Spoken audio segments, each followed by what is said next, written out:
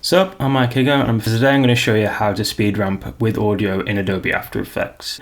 This is a tutorial that I've been thinking of doing for a while, but I never really just got around to it.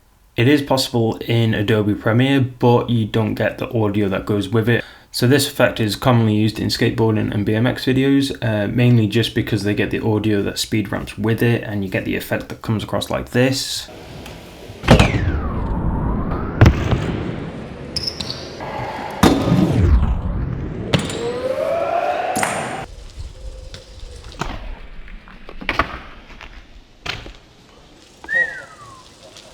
And that is the main reason why I do it in Adobe After Effects, is just because you get such a better result out of it. So this effect isn't too complex, it's more of a beginner. There is an intermediate one, but if you want to know about that, then let me know in the comments and I can probably make that up. It gives a different effect, but I'll just show you this one for now so we're not getting too complicated here. So we'll open up After Effects. So the first thing you want to do is you want to go and import your footage. So you want to go into Import, File, and then click on that. So we're going to use this for now. So you want to drag that into your composition area, and you want to go into composition settings and change the duration at around about 5 to 10 seconds, and just you'll see why in a second. So we'll go 36, and you're basically going to want to drag that out so you got more room there, because you're going to be stretching that out. So the reason why we do that is basically so when you zoom out, you have a lot more room to play with there as well. The next step we'll go to is time remapping. So you want to go into Layer, Time, Enable Time Remapping, and then that'll give you a selection for keyframes. So that next thing we're going to do is we're going to go down to the timeline, and we're going to find the place where we want the slow-mo to start. So say I'll start it just before it gets to the wall. And then we'll have it just after you get past the wall, maybe. Yeah, so we'll have it about there. So then you select your second keyframe. So the next thing to do is you're going to want to select the two last keyframes. You want to go and select them, and you drag that out. And this is a trial and error thing. The next step we do is you make sure you select a keyframe, and then you want to go into your graph editor, and some of your graphs may look like this. Now the thing you need to select is edit speed graph, so you make sure you select that, and then it's fill all graphs to view.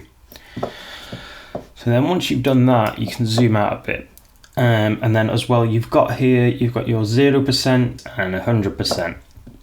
Now this is obviously how slow the footage is going, as you can see there.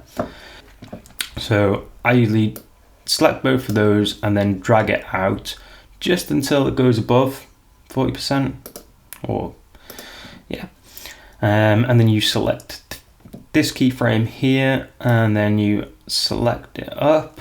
So once that's done, you can drag the second one up. So then as well, to change the keyframes, you basically have to, so you can select them and you can adjust the pitch. It brings a different effect, and sometimes it works, sometimes it doesn't, but again, it's trial and error. You're just gonna have to work with it.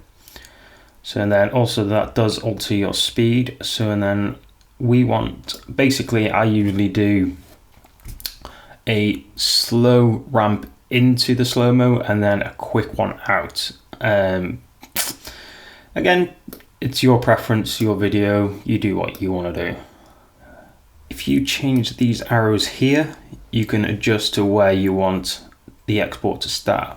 Next thing you want to do is you want to go into File, and then you want to go to Export, and then Add to Render Queue. So then now your settings, this is something I always have done. I don't know if there's anything you know that I don't know, please let me know down in the comments. I'll be happy to know to learn more. But I always select 44, and then you want to obviously output 2, so you want to select that, and then you get Motorsport, and then this one's the 4K 25 FPS 40%. I don't know if it'll let me do that. Oh, and it will. Right, so we'll render this out. So once we've exported that out, we'll have a look at it and see what it looks like. So So now we'll just adjust that now to 20%, and just so you can get a better idea. You can do this with 50 frames per second as well, so don't worry too much about it. So yeah, like I'll just export those out and I'll probably overlay these on.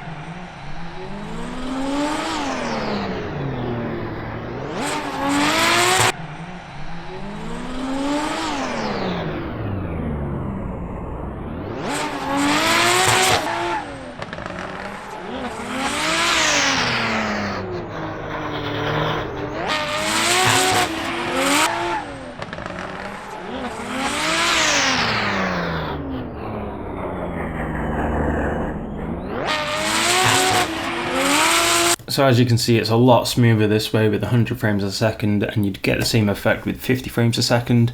But yeah, it looks so much better than having the audio still at regular speed or cut straight to slow-mo. It looks a lot better in this instance. So thank you very much, and hope you learned something anyway.